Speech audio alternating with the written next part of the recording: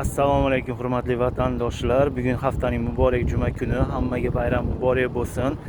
Biz ham mana shu dunyoda g'amlari bilan yuribmiz. Mana keliniz kuspirish Moskvada qor ketishi bilan menga yangi yozgi obuv berasiz deb boshda qatiradi. Yana keyin o'tgan hafta uxlayotgan ekan, sekin balkonda to'rtta o'tgan yilga obuvim bor edi. Ashuni olib kiydirib qo'ydim.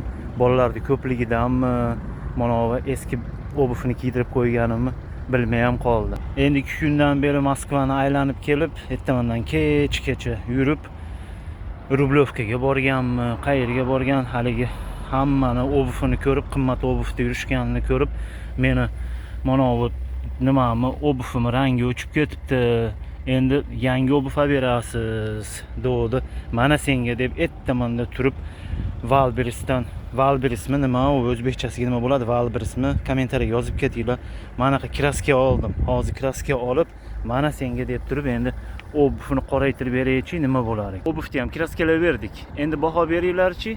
Menga podpisatsiya bo'lmasanglar ham xafa bo'lmayman.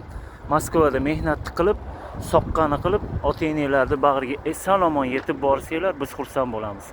Hammaga xayrli kun. O'zingizlarga ehtiyot qilinglar.